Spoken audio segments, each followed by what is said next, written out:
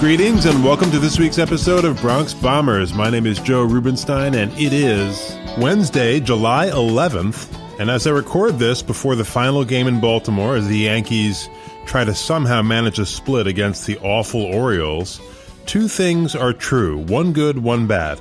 Number one, the Yankees are 28 games over 500. Number two, if they continue to play the way they've played the last 2 weeks, they will not win this division. The kind of record that we've compiled may have been good enough almost any other season, but the truth is the Red Sox are beating the teams they're supposed to beat. In fact, they're sweeping them for the most part, and we are not. We have just too many losses against bad teams, and there's been way too many times, way too many, where we take the first 2 games of a series only to come out flat and drop the third game. And this pattern has largely escaped scrutiny because we've won so many series, but dropping very winnable games against bad teams has been a problem. And, yes, we have key members injured, and that's not nothing. Glaber is out, Sanchez is out, but it's not an excuse either. I mean, it happens to every team. So, no, I'm not saying the sky's falling, and, 3.5 games out of first on July 11th does not mean we have no chance to win this division. Obviously, it means we have a good chance. But if we continue to put forth these inexplicably flat performances every 2 or 3 games, especially against bad teams, it's going to be a wild card game in early October, win or go home. You can follow us on Twitter at Bombers Podcast is the handle. You can also send us questions.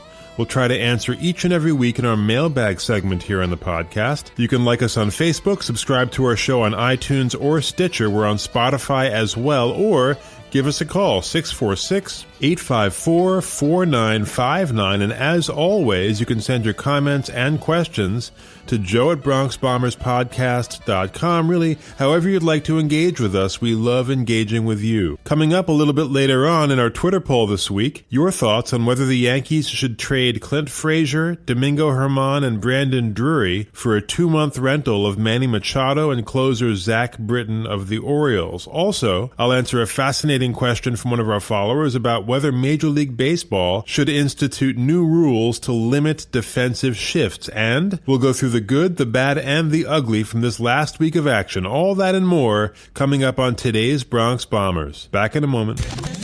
Bronx Bombers Trivia. Which of these 4 players gave Reggie Jackson the nickname Mr. October in 1977? Was it A, Willie Randolph, B, Thurman Munson, C, Goose Gossage, or D, Mickey Rivers? The answer coming up a little bit later in the podcast. And now here's Joe with this week's main thing.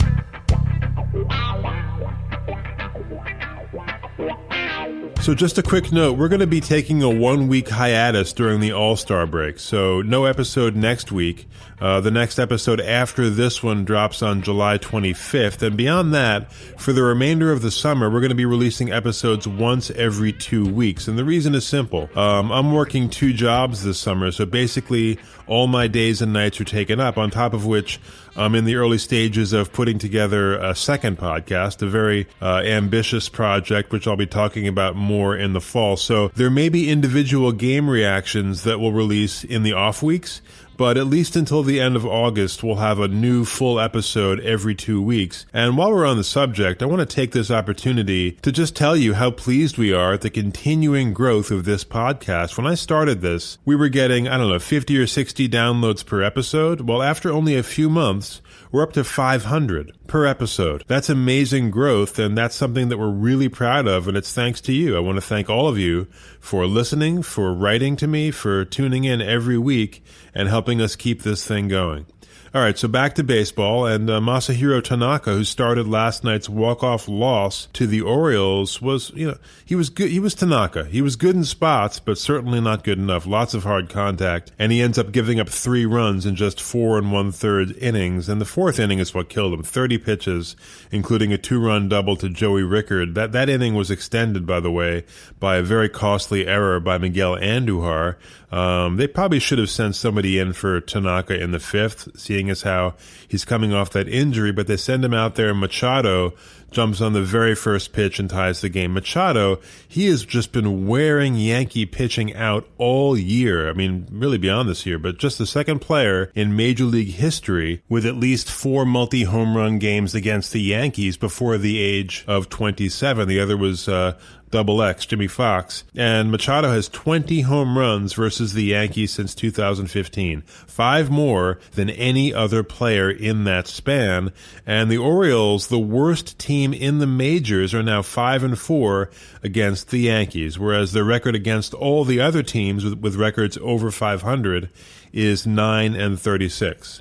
And, not to pile on here with all the gloom and doom, but this inability to consistently put away bad teams has been a hallmark of this Yankee club for the past few years, really, and a primary reason why we end up in second place so often. But the good news, starting on the mound tonight, Sonny Gray. Wow, that's not good news at all. And I fully expected Sonny to pitch well in Toronto after I shellacked him last week, but man, he was terrible, and we'll get to that. But, it all points back to the Yankees needing, starting pitching, desperately needing starting pitching, because it's not just Gray. We have no one truly reliable other than Severino and Sabathia, and, CC could blow out a knee any second. You just don't know at 38 years of age. So on that somber note, let's get into the good, the bad, and the ugly as we take a hard look at the Yankees' individual performances and see who made the grade and who did not. The good is headlined by Mr. Brett Gardner, who's been just a man on a mission this week. Absolutely crushed a ball in Camden Yards on Monday in the first game of that doubleheader split. That was 426 feet, that home run. The longest home run by Gardy since StatCast tracking began in 2015, and he just had a great week, hitting .310 with 2 home runs, a double, a triple, 2 walks, and 7 RBIs. He's had kind of an up-and-down year, which is to be expected, I guess, from a 34-year-old, but he's given us very, very good value since May, and he had the game-winning RBI in Sunday's game in Toronto. Also good was Domingo Germán, whose name has surfaced in trade talks as a possible piece in a deal for Manny Machado. Germán gave up just 1 run and 4 hits over 6 innings in Toronto. And what I really liked, besides those numbers, is he showed in one spot there in the 4th inning, he showed real composure and the ability to work himself out of a jam. He issued back-to-back walks to Russell Martin and Randall Grichuk to load the bases, but then he beat Lourdes Gurriel, striking him out on a very nasty curveball. So he's a guy who's continued to show that he belongs in the major leagues. 3 hitters that contributed this week are Didi, Judge, and Stanton, each with 4 RBIs, but Judge continues to be a Jekyll and Hyde player to a large extent. At home, he's an absolute force. But on the road, his home-away splits are pretty mind-boggling. He's hitting .355 at home, .206 on the road, on-base percentage .478 at home, .309 on the road, 43 RBIs at home, 17 on the road, 17 home runs at home, 8 on the road. So we had a reverse situation with Stanton the first few months of the season where, he was playing terribly at home but well on the road. That seems to have fixed itself, but it's unclear to me why Judge continues to struggle on the road, but it's a fact. And finally, Adam Warren makes our good section. It's been a tough year for Warren. And, he had that back injury early on, and it seemed to take him a while to get it together. But he looked great in relief of Germán on Sunday, and this week gave up only 2 hits, no earned runs, and had 3 strikeouts. Bad this week, I'd have to go with the aforementioned Masahiro Tanaka, who has a real gift for giving up dingers. He's given up 18 this season now. And Masahiro, he's not having a very good year. He's very capable of going out there and giving you some strong innings, but there invariably comes a point where he falls apart, and he has a 4.68 ERA to show for it. Ugly this week, for the 2nd week in a row, and for at least the 5th or maybe the 6th time this season, was the performance of Sonny Gray in Toronto, which was beyond hideous. He looked like a total deer in the headlights, and I talked last week about the Sonny Gray experience where he teases you with a quick 2 outs in the first and then falls apart, and that came very close to happening again. he got those 2 outs and he loaded the bases, but then he got out of it. But the second inning was, that was perhaps the worst inning by any Yankee pitcher this season, where Sonny gave up hit after hit, and just to keep it interesting, he served up 2 wild pitches and a hit batsman as well. The big crusher was Justin Smoak's 3-run home run, and what was truly alarming is, most of Gray's horrific outings this season have come against, pretty good teams, but the Blue Jays don't remotely qualify as good, and Gray, in his 7 other starts in Toronto, had a 1.88 ERA. So this is a disaster in slow motion, Sonny Gray's season. And, again, I'm recording this before his start in Baltimore, so maybe he goes out there and pitches well, maybe he doesn't. But, he continues to demonstrate the strong possibility, the likelihood, in fact, that he is simply unable to pitch well with any kind of consistency in a New York Yankees uniform. The runner-up to our good section is Luis Cessa. He pitched an absolute gem in the second game of that doubleheader on Monday, and it really showed why the Yankees have maintained faith in him and given him so many chances. He was just phenomenal. He pitched a 3-hitter in 6 innings, and his reward, a trip back to AAA to open up a roster spot for Tanaka. But, I have a feeling that given our continuing pitching troubles, that we'll see Luis Cessa again before the year is done. Back in a moment. And now the answer to today's Bronx Bombers trivia question. Which player gave Reggie Jackson the nickname Mr. October in 1977? The answer? B. Thurman Munson. And now here's Joe with this week's Twitter poll. Yes, this week's Twitter poll results are in. We asked you this. Would you trade Clint Frazier, Domingo Germán, and Brandon Drury for a 2-month rental of Manny Machado and left-handed closer Zach Britton?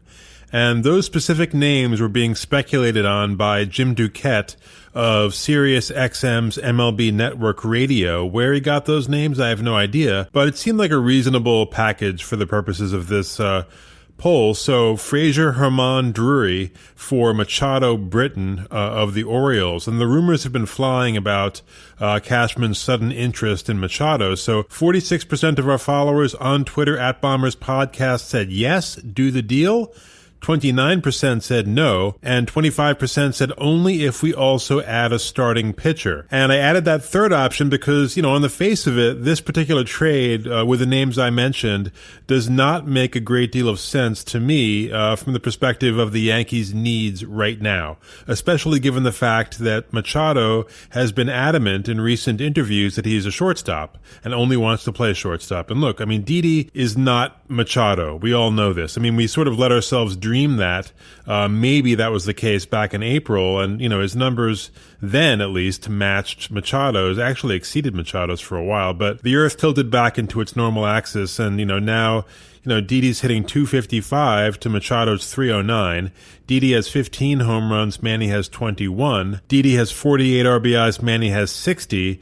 And that's on a crappy team, by the way, where guys just don't get on base a whole lot. And Didi's OPS on base plus slugging is 775, and Manny's is 934. That's elite. So if you trade for him, then what do you do with Didi exactly? You can't send him to the minors, so the only halfway sensible answer is to go with option C and package Didi for a starting pitcher. Here's the problem. There aren't really any great starting pitchers on the market as we speak, and all of them seem to be in the final year of their contracts, so you'd be trading away a very high-quality player in Didi Gregorius for a rental of who? Jay Happ? Cole Hamels?